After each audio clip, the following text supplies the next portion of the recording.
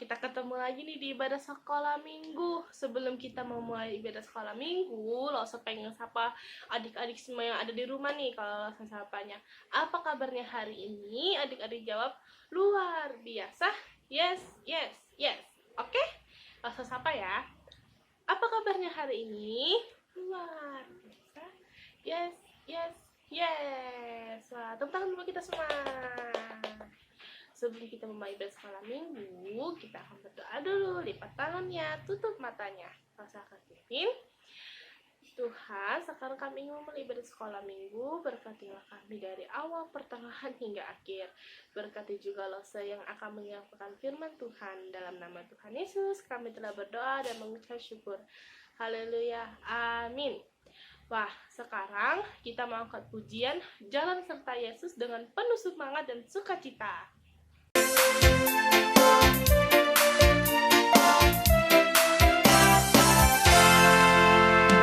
Jalan serta Yesus, jalan sertanya setiap hari.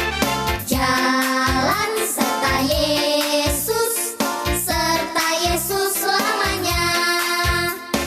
Jalan dalam suka, jalan dalam duka, jalan sertanya setiap hari. Jalan dalam suka, jalan dalam duka, serta Yesus selamanya. Jalan serta Yesus, jalan sertanya, yo, setiap hari. Jalan serta Yesus selamanya. Jalan dalam suka, jalan dalam duka, jalan sertanya setiap hari. Jalan dalam suka, jalan dalam duka, serta Yesus selamanya.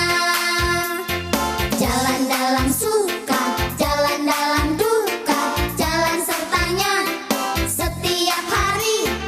Jalan dalam suka, jalan dalam duka, serta Yesus selamanya. Jalan dalam suka, jalan dalam duka, jalan sertanya setiap hari. Jalan dalam suka, jalan dalam duka, serta Yesus selamanya. Serta Yesus selamanya. Luar biasa ya adik-adik mengangkat pujian dengan sukacita dan semangat. Sekarang waktunya kita untuk mendengarkan firman Tuhan. Sebelum kita mendengarkan firman Tuhan, kita akan angkat pujian Yesusku panggil, Yesusku undang.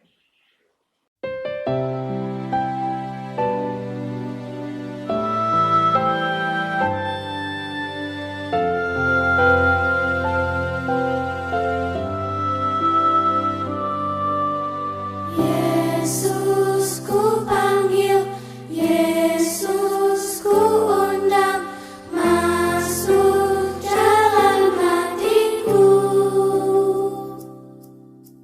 Yesus ku panggil, Yesus ku undang, masuk dalam hatiku. Memimpin, menuntun setiap langkah hidupku, sucikan, kuduskan semua dosaku. Yesus ku panggil, Yesus ku undang, masuk dalam hatiku.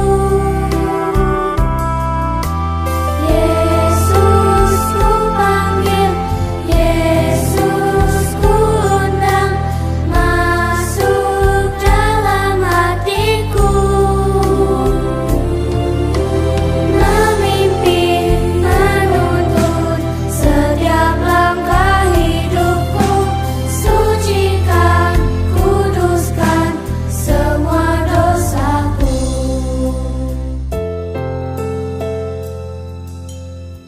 Tuhan Yesus, masuklah dalam hatiku, ampuni dosaku, jadilah Tuanku, mulai sekarang sampai selamanya. kasih Tuhan. Amin.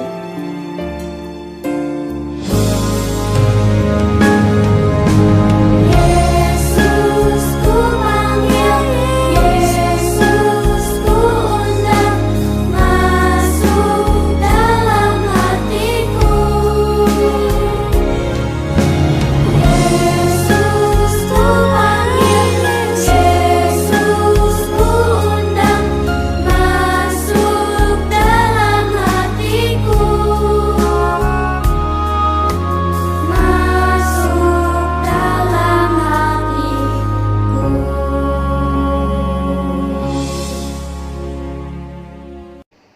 Sebelum mendengarkan cerita firman Tuhan, mari kita bersatu di dalam doa ya adik-adik. Mari kita berdoa. Bapa yang baik, kami saat ini ingin mendengarkan firman Tuhan. Tuhan kiranya memberkati kami semua, agar kami boleh mendengarkan dengan baik dan boleh mengerti akan cerita firman Tuhan. Kami bersyukur, Tuhan tolong kami. Di dalam nama Tuhan Yesus kami berdoa. Amin.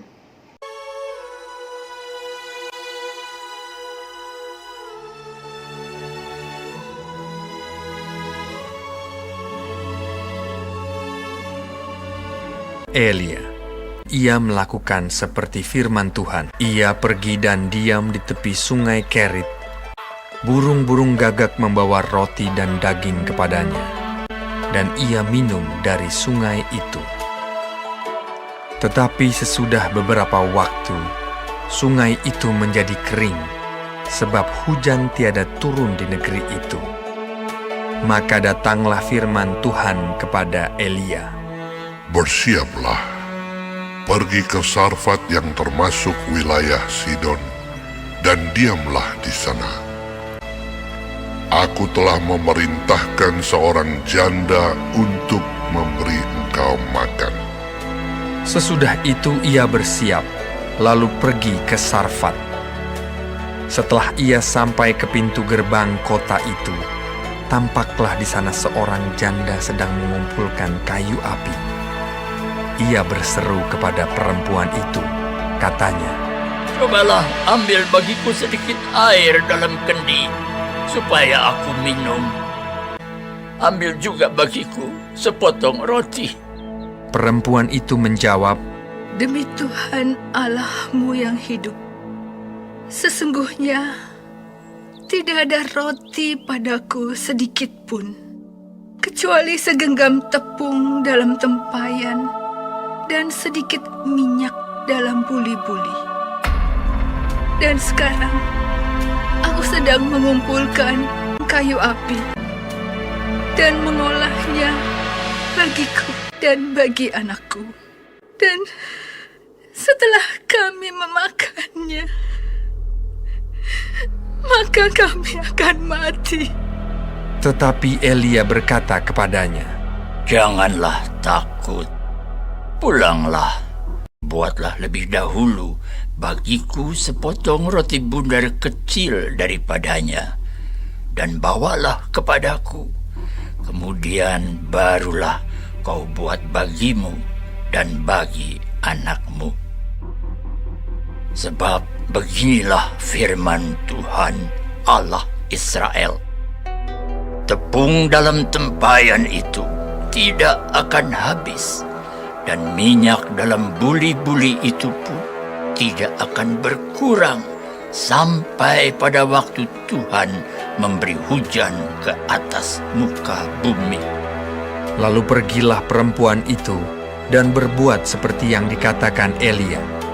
Tepung dalam tempayan itu tidak habis, dan minyak dalam buli-buli itu tidak berkurang, seperti firman Tuhan yang diucapkannya dengan perantaraan Elia. Maka perempuan itu dan dia serta anak perempuan itu mendapat makan beberapa waktu lamanya. Sesudah itu, anak dari perempuan pemilik rumah itu jatuh sakit, dan sakitnya itu sangat keras, sampai tidak ada nafasnya lagi. Kata perempuan itu kepada Elia, Apakah maksudmu datang kemari? ya abdi Allah. Singgahkah Engkau kepadaku untuk mengingatkan kesalahanku dan untuk menyebabkan anakku mati. Kata Elia kepadanya. Berikanlah anakmu itu kepadaku. Elia mengambilnya dari pangkuan perempuan itu dan membawanya naik ke kamarnya di atas dan membaringkan anak itu di tempat tidurnya. Sesudah itu ia berseru kepada Tuhan, katanya, Ya Tuhan Allahku, apakah Engkau menimpakan kemalangan ini atas janda ini juga, yang menerima aku sebagai penumpang? Pulangkanlah kiranya nyawa anak ini ke dalam tubuhnya. Tuhan mendengarkan permintaan Elia itu, dan nyawa anak itu pulang ke dalam tubuhnya, sehingga ia hidup kembali. Elia mengambil anak itu, ia membawanya turun dari kamar atas dan memberikannya kepada ibunya. Ini anakmu, ia sudah hidup. Kemudian kata perempuan itu kepada Elia, Sekarang aku tahu bahwa Engkau abdi Allah dan firman Tuhan yang Kau ucapkan itu adalah benar.